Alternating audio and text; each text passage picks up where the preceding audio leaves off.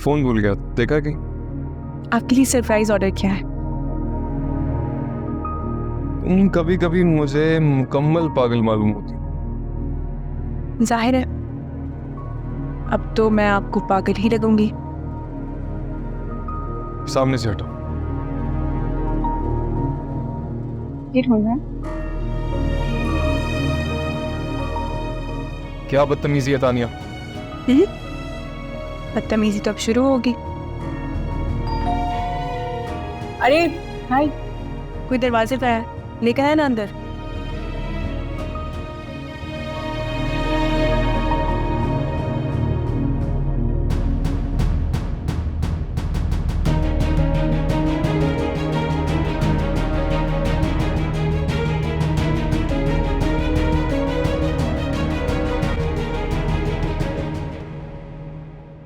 क्या हुआ?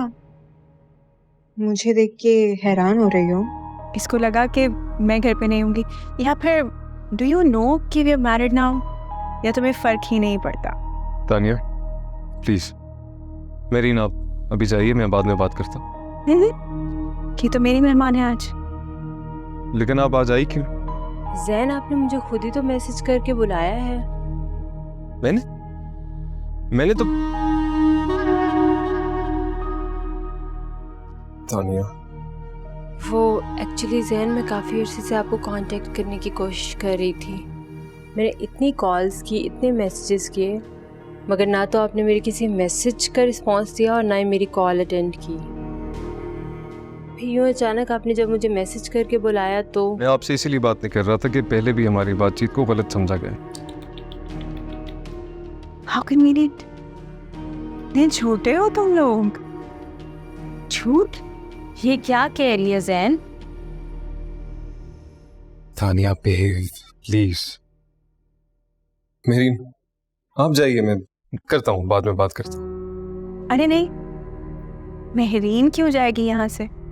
इसको यही रहने देते हैं और मैं चली जाती हूँ यहाँ से, है ना? और वैसे भी तुम दोनों तो यही चाहते थे, है ना? एक्सक्यूज मी, इतनी हैरान क्यों हो रहे हो? यही प्लान था ना?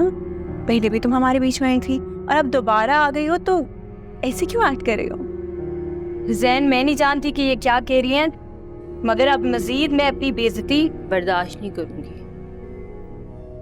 जैन, शायद आपको याद हो कि ना हो कि, लेकिन मुझे वो वक्त अच्छी तरह से याद है कि आपने एक अच्छे दोस्त की तरह से मेरी मदद की थी। उस वक्त अगर आप मेरी मदद ना करते ना, तो ना तो मैं अपने वालिद का इलाज करवा पाती और ना ही अपनी पढ़ाई मुकम्मल कर पाती। उस वक्त मैं अपनी ज़िंदगी से उम्मीद छोड़ चुकी थी, लेकिन आपने ना सिर्फ फाइनेंशियली बल्कि इमोशनली भी हर तरह से मेरा साथ दिया। ये कुछ पैसे हैं जो मैं हर महीने अपने तनख्वाह से जमा कर रही थी, और आज फाइनली इतने पैसे जमा हो गए हैं कि मैं आपको वापस करके आप पे ये एहसान उतार सकूं। प्लीज़ ये रख लीजिए।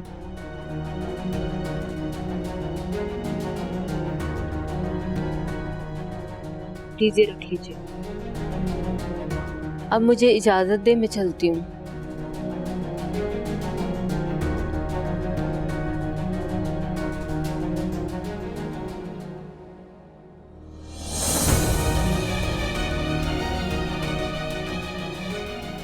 तुम मुझे बता सकते थे ना?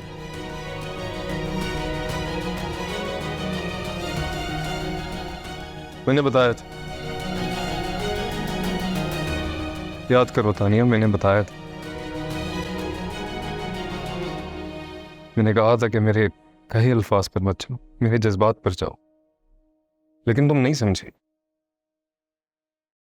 तुम मेरे कहे अल्फाज नहीं समझी तो अनकही बातें कैसे समझते? मुझे लगा था कि मैं कहूंगा कि इस बात को यहीं छोड़ दो तो तुम छोड़ दोगी, लेकिन तुमने नहीं छोड़। हालात भी तो ऐसे थे ना, ऊपर से ये तो मैं कॉल्स पे कॉल्स कर रही थी, मैसेजेस पे मैसेजेस किए जा रही थी, और तुम इसे छुप छुप के मिल रहे थे। तुम मुझे बताओ मैं क्या समझती? और वो नासिर, मुझे बाकी ये लगा था कि तुम उसके साथ जाने का इरादा कर रही हो।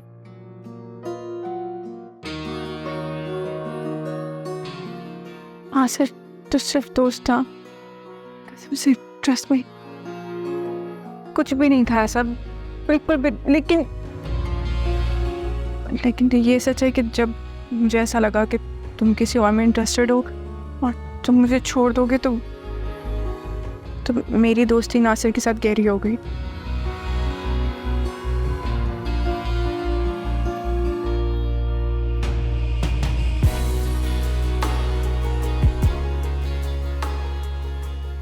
शायद हालात हम दोनों के लिए ठीक नहीं थे,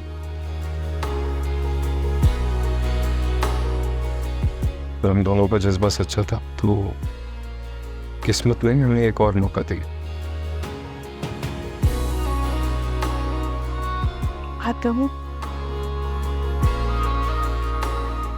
इन 2 महीनों में जो मैंने तुम्हारे साथ गुजारे हैं, ऐसे लगता है कि मैं तुमसे सर जितनी ही नाराज क्यों ना हूँ, लेकिन मोहब्बत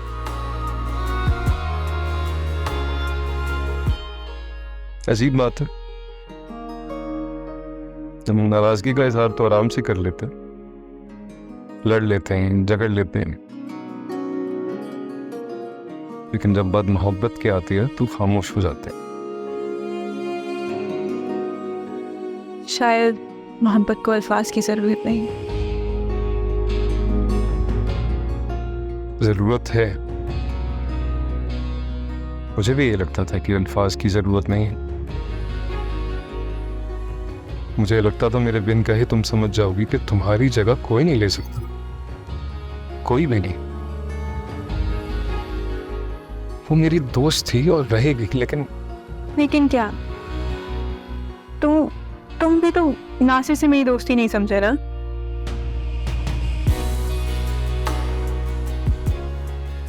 ठीक है रेन,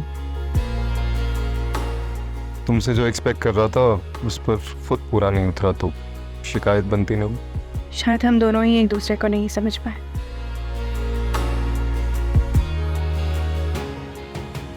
मुझे तुम्हें रोक लेना चाहिए था,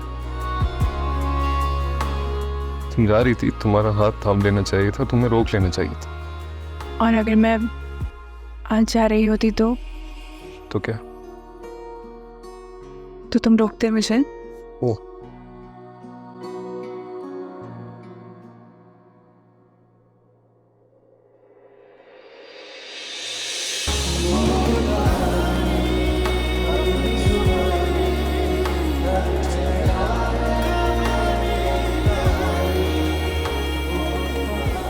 एक बार खो चुका हूं, तुम दोबारा नहीं खो सकता।